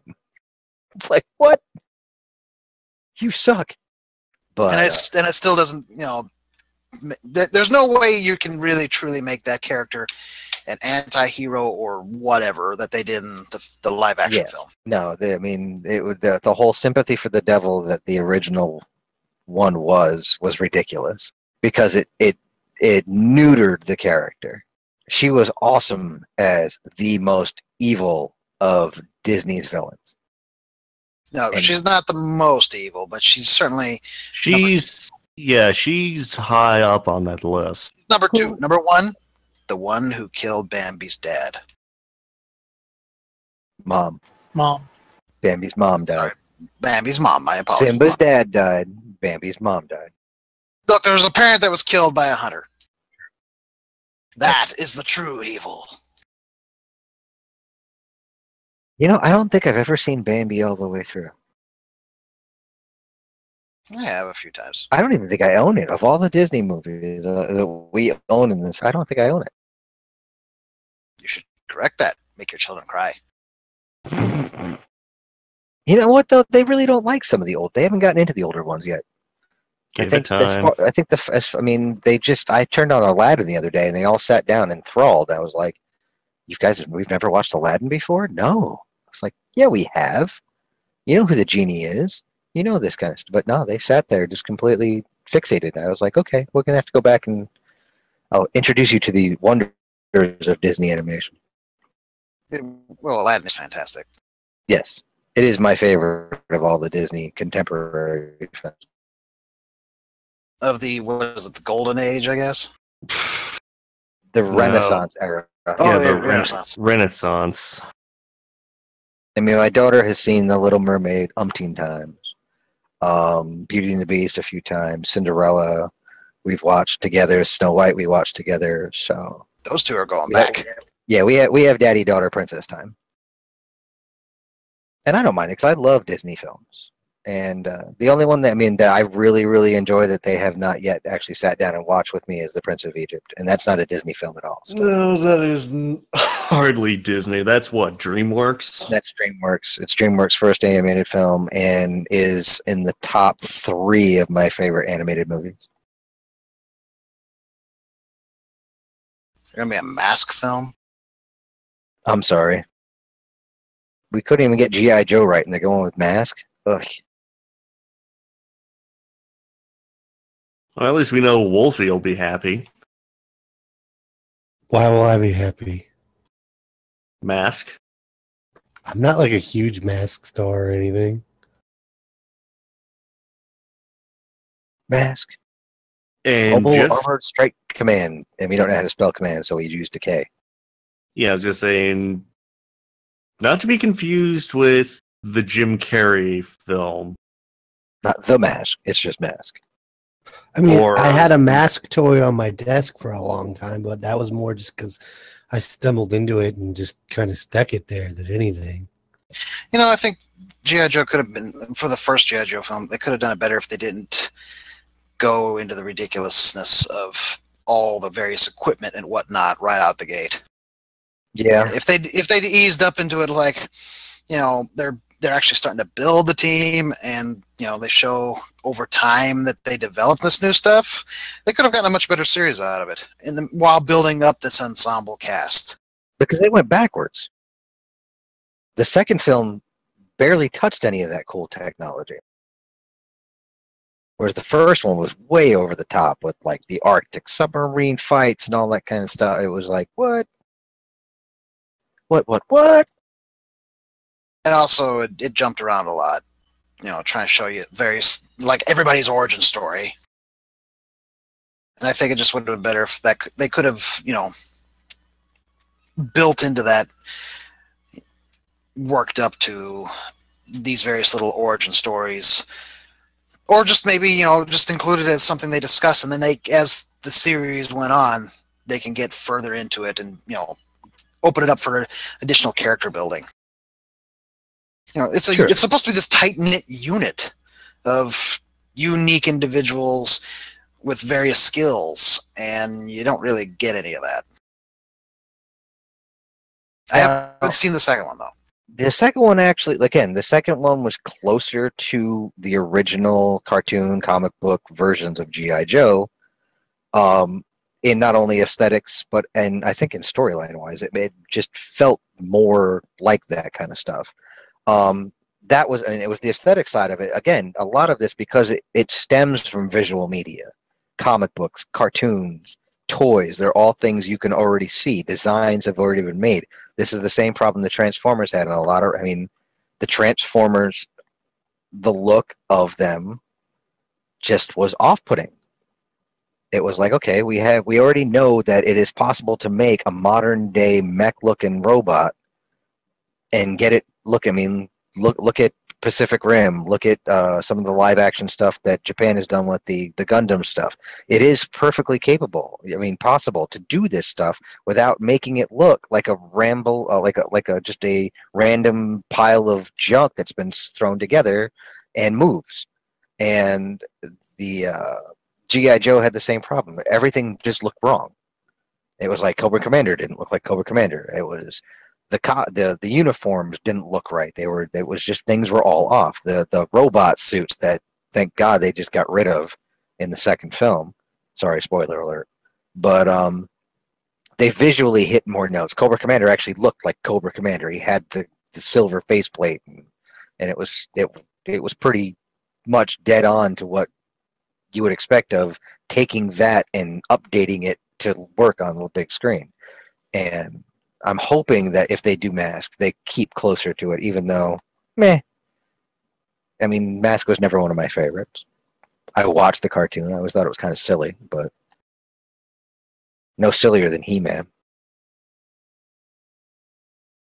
And again, that's one. If the aesthetics are wrong in that one, it's not going to work. Aesthetics do play a part. The trappings are very important. Yes. I mean, especially in a visual medium that people are already aware of. You know what? Speaking of mechs, it's a nice segue for me. Mm-hmm. So we've talked a few times about Harmony Gold, suing pretty much everybody. Yeah. In regards to their lawsuit against Harebrained Schemes and one of the original BattleTech guys, the lawsuit has been dismissed with prejudice.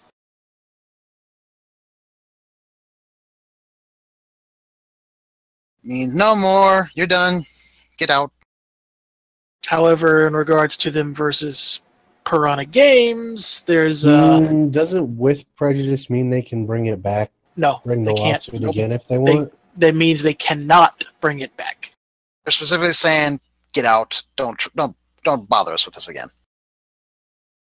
However, in regards to them versus Piranha Games, they are basically requesting permission from the judge to issue a letter, a sort of letter to a judge in Japan to make a request of Big West so they can confirm whether or not they actually have the rights that they're suing about, which should have been information they had before they filed a lawsuit. We didn't think you'd actually go along with this lawsuit. Yeah, they're so used to people settling. So. Oh crap! They're fighting back. What do we do, guys? First we panic.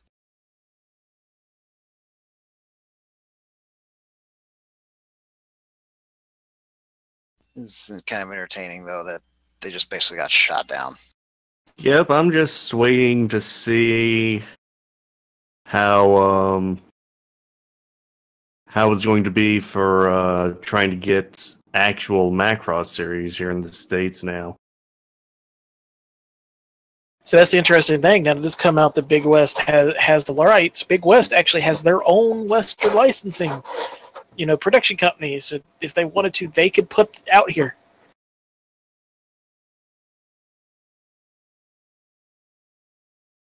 Please let us have Zero. Zero is a great OVA for Macross. Big freaking robots. Well, there's certainly an interesting. There's the comic that's out, keeping that interest going.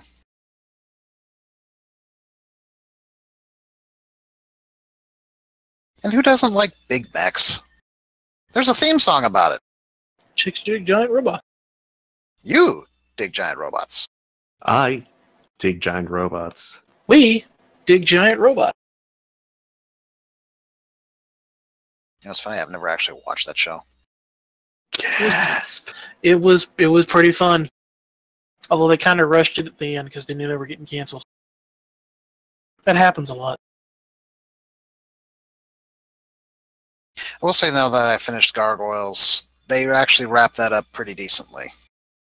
And my God, did they have a lot of episodes for their second season. They did that back in the 80s for some reason. 80s and 90s. Monstrous amount of episodes. Well, they were playing it, once a week. That's a lot of work. Yeah, and but the even, quality wasn't terrible. yeah, when you really say, but when you look back at some of the, like G.I. Joe, Transformers, even Masters of the Universe, Gargoyles, and I'm trying to think, there was another, they had like 7, Thundercats, 70 episodes a season. That's a ridiculous amount of episodes for a season.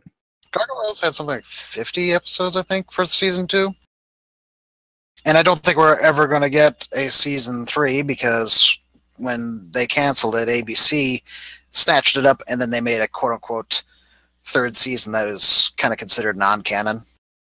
The Goliath Chronicles, was it? Yep. And frankly, I'm okay. I like how it wrapped up with the 2 that they did. Although apparently, all the way through. Apparently, Tim Bruce didn't have nice things to say about the series, even though it was well regarded and compared. Tim? Bruce Timm, probably. I probably got it backwards. Batman. Yeah, that's Bruce Timm. Yeah, that's Bruce Timm. I got it backwards.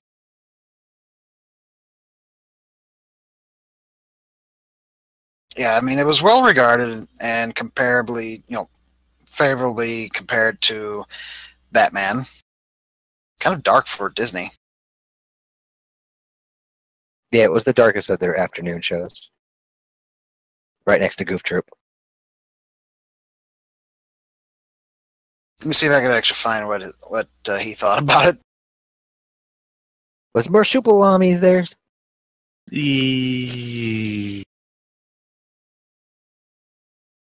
I think they got the rights to do an animated series, yes.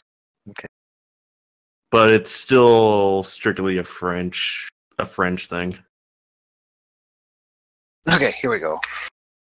Yeah, there was a lot of good reception about it, but a less favorable assessment came from Bruce Timm, who dismissed Gargoyles as kind of namby-pamby with all that Celtic fantasy crap in a 1999 interview. And apparently an animation blog called Cartoon Brew cited the series as an example of the sort of juvenile mediocrities that are beloved by the nerd community. Oh, screw you. That chainsaw. That sounds a little rough, man. Yeah, they hate snobby blogists. So it is kind of amusing that you had... Let's not get into snobby blogists on the air right now. Because I've about had my fill of somebody. I know. I'm reading it. I've been watching it. It keeps popping up as a notification on the side of my screen. Oh, yes. You are just now seeing this, Wolfie? The Mark Hamill Joker thing? Yeah, somehow I never saw that before. It's actually quite funny. He's every single voice. He talks to himself throughout the entire episode.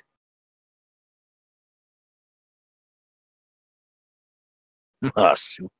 I wonder, does he get paid per voice? Yes. That was a paycheck for him.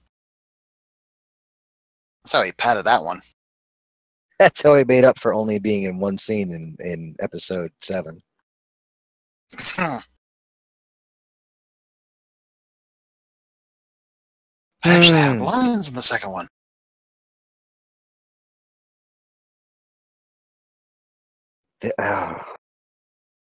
What else is coming out? Do we got anything aside from Avengers in the next week? And you know what we haven't talked about at all? Is the second half of Agents of S.H.I.E.L.D.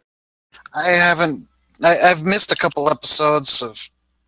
I have yet to sit down and catch up on any of Agents of S.H.I.E.L.D. It has been... I want to.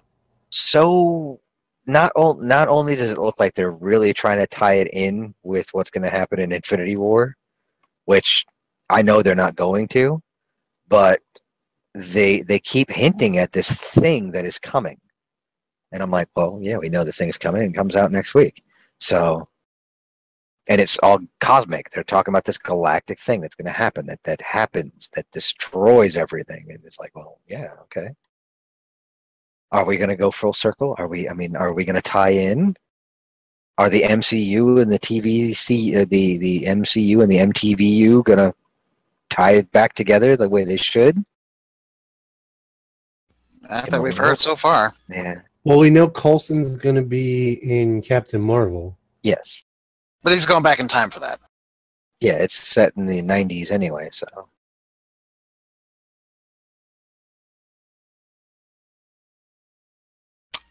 Films that I probably should see. You had seen. I'd seen Pacific Rim. Amusingly enough, A Quiet Place. Yeah, amusingly enough, I did not get hit with Ready Player One. Well, yeah, I mean, one of us has seen the top 3 that have come out in the past month. Yeah, but I was kind of half expecting to see if I would get the reverse of what happened to Alistair. Which would have been what? Where he went to see Ready Player One and he got the first part of Pacific Rim. Yes. Pacific Rim. Although another film that I do want to see that looks like it'll be a cute film is Sergeant Stubby. I haven't seen anything on this. All right, so the quick lowdown on that, Sergeant Stubby. It's about a story set in World War I where a U.S. soldier picked up a stray, and then he snuck him in with the unit, and they went to France. And the dog served with them, and he became their warning, and a mascot, whatever. Bill's coming in with gases coming. They even fitted him with a little protective mask. He was decked. I'd rather see a movie about the bear that the one unit had that they tried to carry the artillery shells and whatnot. I don't know of any bear. Why does it sound like it's going to have an Old Yeller ending? No, he lives. He made it through the Okay. war. I mean, we know that from history. He actually toured the country. He gave him a little vest and everything where he had his medals on. You've never heard of Wojtek Tank? From hilarious games, sure. Now you know where it came from. They really trained a bear? Was this the U.S. or Russians? Probably Polish. Russians. It was the Polish. It was a Syrian brown bear by Polish Second Corps soldiers who had been evacuated from the Soviet Union. And that was back in World War II. He's not a big bear. Yeah, there's Sergeant Stubby. Yeah, you know what happens when you wound a bear, right? He just gets angry. Yeah, that'd be one hell of a mascot to have. Don't shoot the bear. Whatever you do, don't shoot the bear. Shoot the bear, shoot the bear. If you shoot the bear, shoot to kill. Please do not wound that bear. No, Because don't he will shoot make that. it across. He will make it across this field, and we will die. Yeah, don't shoot that bear. Why? He's got artillery shells. Oh crap! They armed the bear. Okay, we got to show him the hilarious games watch tech. Story of WatchTech. WatchTech, the 440-pound bear that drank, smoked, and carried artillery.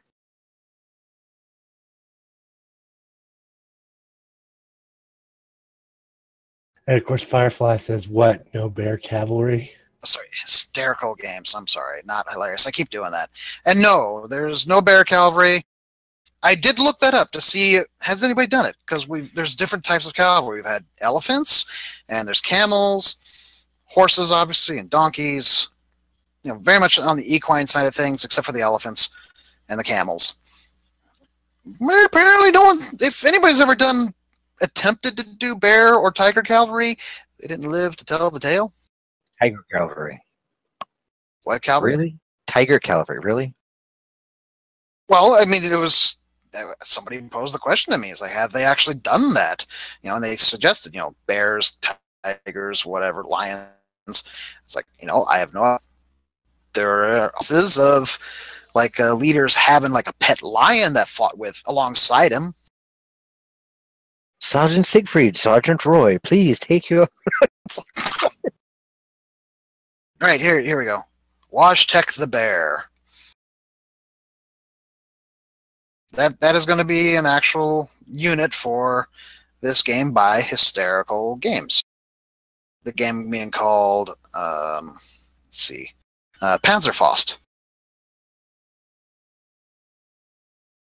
These same people who came up with the Panzer Bear, which was a bear with, you know, armor on it and a gun turret. I admit I kind of want a Washtek. Panzer Bear. Panzerba. Didn't we show you that? Yeah. You know, I would rather have a Berserker with a Panzer IV. You know, the Get sad out. thing is I type all these No. in the chat, but I don't think the chat carries on to the comment section. Chat does not carry any comments now. That sucks. Well. If you definitely do Apparently, it live. there was moose cavalry in Siberia, Yeah, you don't want to mess with the moose either. and the Swedes Moose fights are very experimented with it terrible. as well.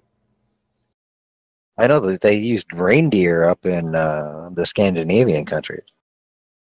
Yeah, but again, they're a little easier to handle. I don't know about the moose, but still, they're it's not bears. And I think I had one person point out, well, maybe there's a good reason for that. It's easier to feed, you know, elephants and equines, you know, just hay. Whereas you need a lot of berries and meats and various other things for bears and tigers. I don't know, man. Elephants eat a lot. Yes, they do. I mean, it's just like, yeah, Hannibal was cool and all, but They do eat a lot, but still, it's easy to feed them. Hell, they just walk along and they're like, oh, look at that. I'll take this tree with me. ugh, Hail Guys, Xeon. we're going on 2 hours. Okay, Washtek went to the Edinburgh Zoo. Died in 1963. People would give him cigarettes because he used to smoke. He just proceeded to eat them, though, in the zoo because no one was there to light them for him. Nicotine has to get in there somehow. Yep. He wasn't a very big bear. 440 is still pretty big, dude. If you look at some of the later pictures, he got pretty big.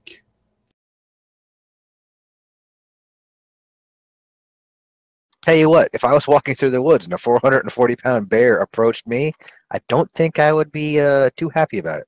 Well, when he died, he was like 35 stone or 220 kilograms and over 1.8 meters tall. So yeah, he did get pretty good size. Yes. He served in his youth. It's He was like a having child soldier. Chewbacca. He was a child soldier. Holy cow.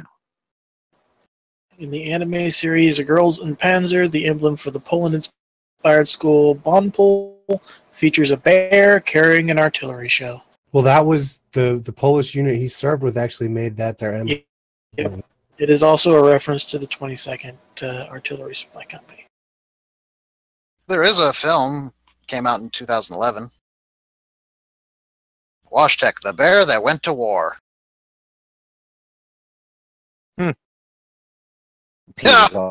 Pete is all like, no. He is referenced in Hearts of Iron 4 as an Easter egg achievement, bearer of artillery. Ooh. Oh, It wasn't a misspelling. It was used correctly. So they took the right to arm bears, perfect, like right there. You have the right to bear arms, and we have the right to arm bears. Washtek. In the online digital card game Gwent, Washtek is named in an audible voice line in reference to a bear summoned by a unit card of the Sklej starter deck. Gwent, that's the Witcher card game, right? Yep. The name Washtek is a nickname or diminutive form of Wajiek, I think, which translates into Happy Warrior. Hey, if I was smoking and drinking, I'd be happy too. Smoking, No, drinking, wait, are we? carrying artillery shells.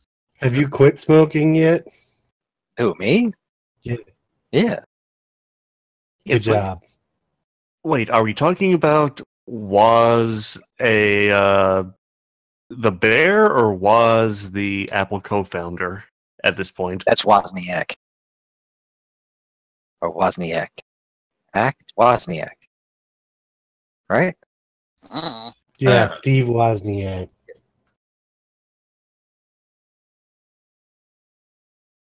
Only thing I ever remember him is him complaining about videos on iPhones. How they were steering clear from postage stamp size videos because no one was watching them, and it was ridiculous to watch something that small, and then next thing you know, we're doing it.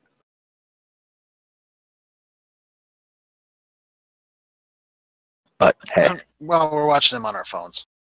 yes. Not that I want to. But guys, I'm gonna have to call last call. I mean, we can go Last all night call. just rambling. We've been rambling the whole night.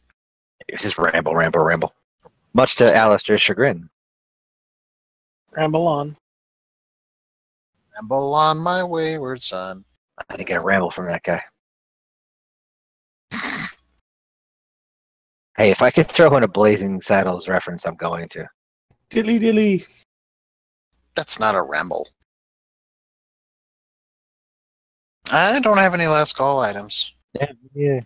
Me either. We should, if we do over the weekend, all get to see the Avengers. We should. Next week, you mean? Yeah, next week. Yes. Well, I mean, it's. Are Hey, you if going to we see it find next a way week or to- this week? If we find a way to see it this weekend, more power to us. Well, not this weekend, but yeah, the show. Yeah, we after next week's show, which is on Wednesday, and the movie drops on Thursday.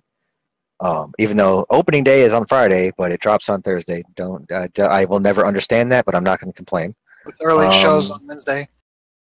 Yeah, we should. It does have early shows on Wednesday. I don't know if they do now, but there have been many instances. Yes, there have been instances. We should get together before Wednesday and either record something and put it out there or something. Hi, everybody. We're here. We're leaving. We're going to go see the film. Not that. Let's see. My last call is Stan Lee has filmed cameos for 3 upcoming Marvel movies. Oh, we should also mention that Stan Lee went on record to say that article was not true. Sure. Yes. 100% false. But there was also a video of him having trouble signing his own name at a convention. True. I mean, the man is in his mid-90s. It's not like he's a spring chicken.